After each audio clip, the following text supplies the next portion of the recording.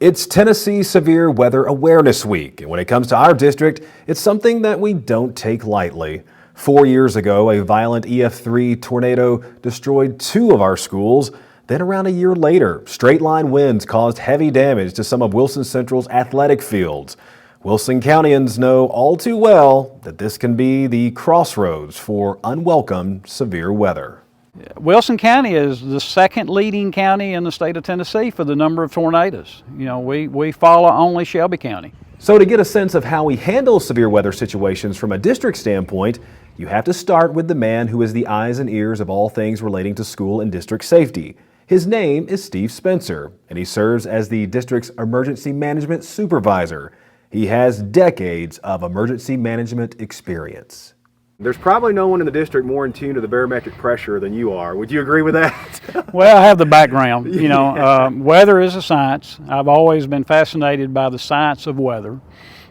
Before I came to the district, I worked in EMA, and I was the leader of the weather operations team for the county. When it comes to weather, Steve has his nose to the ground well in advance. Should something really get his attention through close communication with the National Weather Service, he then notifies all necessary district personnel that severe weather could be looming in the days ahead. The Tennessee River in West Tennessee that's my trigger. You know, I watch the weather that's coming across the state, and when it gets to the Tennessee River, I start monitoring the National Weather Service chat lines. You know, because emergency managers are putting in there what kind of damage have they experienced, and so that kind of gives me an idea. That and the local meteorologists on our television stations, you know, they're telling us, you know, real life, what's going on, what is happening, what are they seeing, and then so that helps us prepare. Take this week, for example. Local meteorologists were watching for the possible setup of severe storms by midweek. That forecast confidence for severe storms has decreased over the past 24 hours. But just like any weather professional, they don't let their guards down easily, and neither does Steve. He's always watching to see what may develop. If you could describe weather in the Mid-South in springtime, how would you try to describe that? It changes. It's not supposed to be 75 degrees in February. You know, and that just leads me to believe that we're going to have an early severe weather season. If severe weather does pose a threat going into a school day, it's important to know that not all inclement weather days are made for snow. We have used those days for severe weather in the past, but it's all about timing of potential severe storms that indicate if any closures are needed. A morning arrival or afternoon dismissal threat could spark cancellation considerations. If a severe storm threat is more of a midday arrival, then perhaps there's no safer place to be than inside one of our schools. I try to learn from other people's experiences, and I've always done that. I looked at the tornado that went through Moore, Oklahoma. I looked at the tornado event that damaged schools in Joplin, Missouri, and I try to read their reports. You know, what did they do that worked, and what did they do that they wanted to change, and then I tried to incorporate those into our plans. And the restrooms was one of those changes of getting the kids in the restrooms. The biggest thing is just kind of keep an eye on the weather and knowing what's coming at us before it gets here. Whenever we are faced with severe weather during a school day, needless to say, transportation is a very high area of concern as well.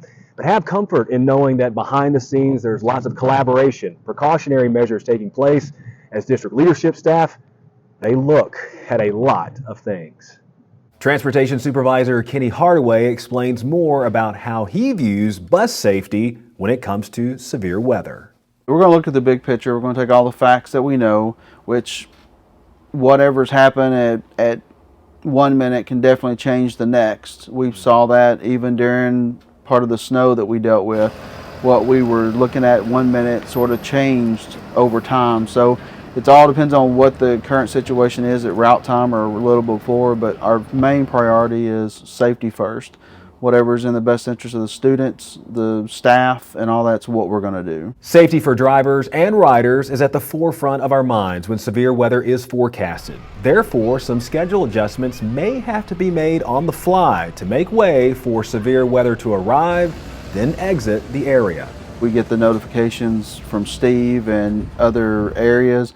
If it says it's going to hit around route time, then we look to see whether we just shelter in place at the schools, let the storm or whatever it may be pass over, because we definitely do not want to get on a route delivering kids and have something major pop up, because time we get turned around and get back to the school, we could be in a rough situation. But transportation isn't just the only vulnerable piece to our school day when severe weather strikes. Well, due to growth, portable classroom usage has been more common throughout the district in recent years, like here at West Elementary. But in days of severe weather, well, district leadership doesn't take a chance with teachers and students inside these structures.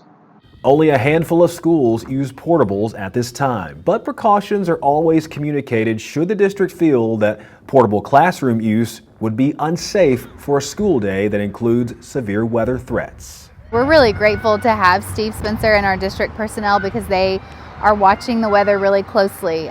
Steve will get on the National Weather Service briefings a week out and let us know, hey, it looks like we may have something coming down the pike. You know, we're going to keep you updated. He'll update us anytime the forecast changes. And then if he feels like the wind speeds are just going to be too strong, he'll say, you know, my recommendation is to bring him inside, and we'll do exactly that. And yes, any school that uses a portable classroom has plans in place should their school day be moved to their main building. The teachers are trained on it at the beginning of the school year. It's accessible to them, you know, in our school drive. Obviously bringing 7 classrooms of kids inside the building that is already at capacity creates a plan for not only these portable teachers, but the teachers inside who may have to do some shifting around to accommodate our portable classrooms.